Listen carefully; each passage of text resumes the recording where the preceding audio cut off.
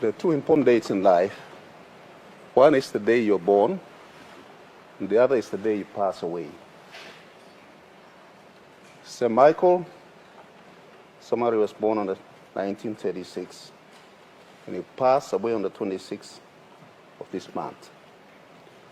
During his space of life, the effect he had on society, the influence he had in our country, and in the region is so huge. In the last 14 days, many have paid condolences within the country, within the region, and they've described him in many ways. Samari was born to be a leader. He was a born leader. When he went to school, and he became a teacher, and later became a broadcasting officer, some of the big influences that had on him, they were influences that had effect on him, which just shaped him. As he was going to school in Sogeri, he built and met a lot of good Papua New Guinean mates. They were young. They were Papua New Guineans. They were going to school, seeing what their country was like, how they're experiencing it, and what the relationship was between our colonial masters and themselves. And while they were there were many other influences that were taking place. They see how other countries in the Commonwealth, the British Empire had many colonies in Africa and Asian region. They were seeing these changes, that black people in those countries were slowly becoming independent. The countries like Ghana became independent in 1957. Close by, they see Malaysia became independent in 1957. That made Samari. Samari was determined. Samari was the magnet that got Papua New Guinea young men together. And he started his journey. When he came to the administration college in 1965, he met another young Australian, Bob Hawke, who was a research officer with the ACTU, Australian Trade Union. Bob Hawke was young, and he was from the Labour Party. The Labour Party in Australia were more progressive. They were international. They were not in government at that time, in 1965. Samari became a politician in 1968. That shaped him. But that laid the foundation, because he was in a region where he was able to pick out the country, the region, Indonesia, Singapore, Australia, the Pacific. He could see that. So the relations it built with the Labour Party was so critical to the independence of this country. Bob Hawke became the ACTU president in 1969. That's the time when Grand Chief Michael Samari became member of parliament in 1968. That strong relationship with the Labour Party was so fundamental to the success of this country.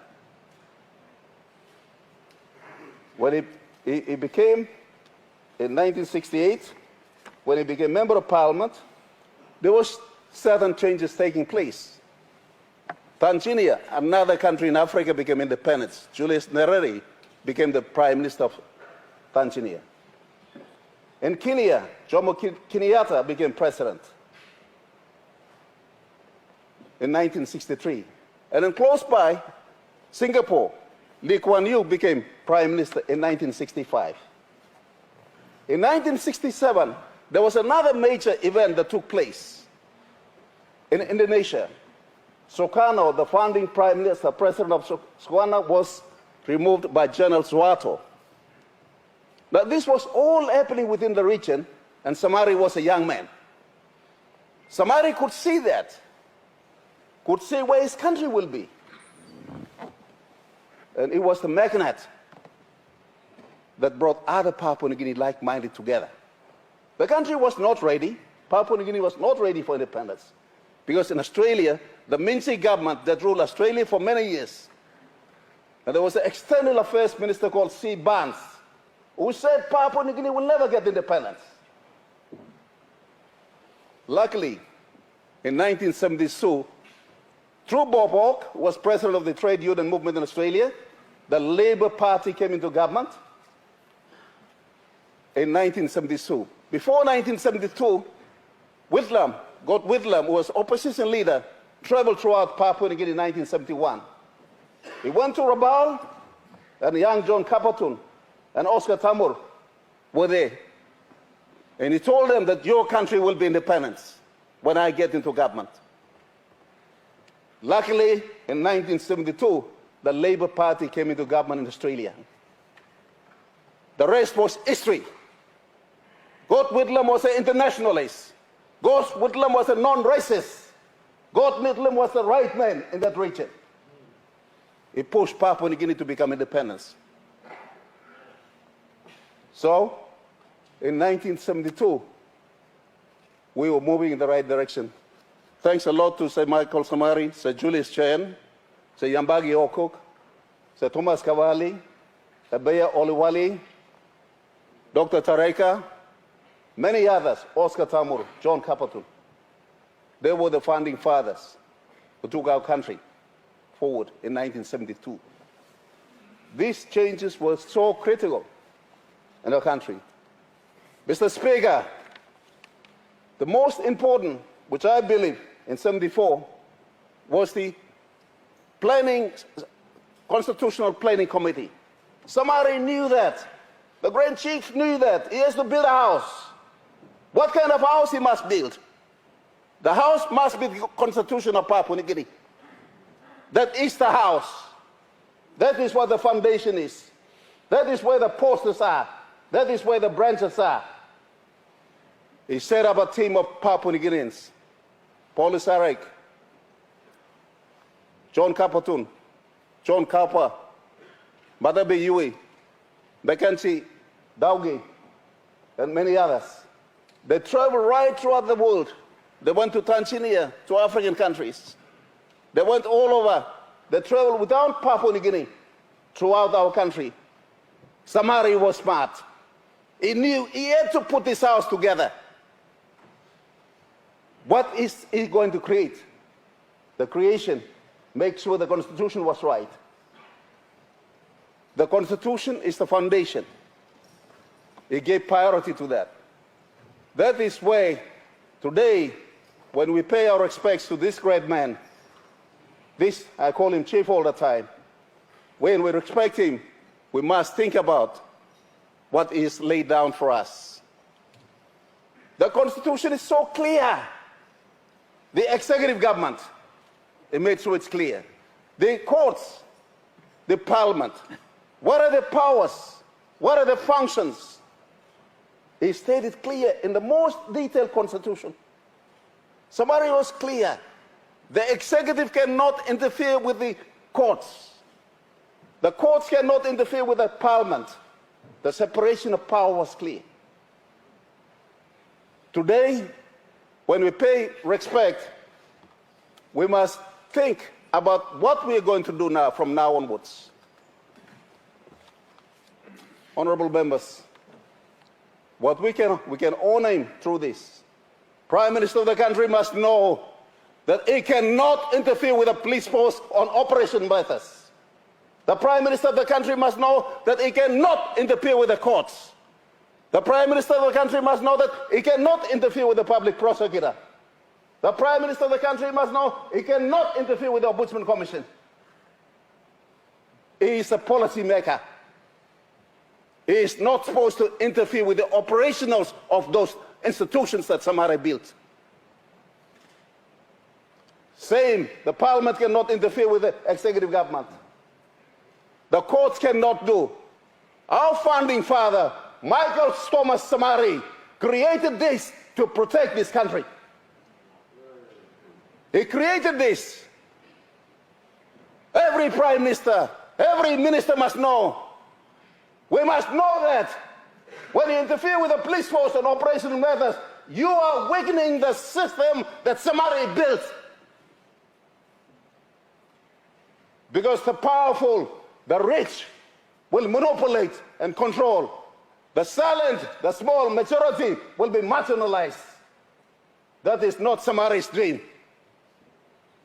Somali's dream is make sure there's justice, fairness, things are operated properly in our country. All I want to say today, we pay great respect to the chief. I come to know him in 1977, 75 when I was a university student. Those were the exciting times. He was an inspiring leader who inspired the young ones, who inspired all of us. My first time to meet him was at Sir James Sito, used to own Link's Freezer, still there in Gordon's. Late Cecil Abel, Charles' father, used to work very closely with Somali. And I was at university. My student mates asked me to go for the elections. So I had to go and see Cecil Abel. Cecil introduced me to Semari Kiki. Semari Kiki, I went to meet him, and that's the time I met Chief with a group of young men. The impact that he had on me has changed me, made me who I am today. Today, I ask you, all of us, members of parliament, we have a big responsibility to our country.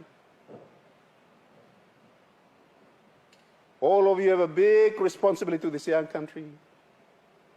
Power must be exercised with care. Power does not mean you're a custodian of the people. It's not something you're born. Power must be exercised with care for everything we do. Look at this great man in front of us today.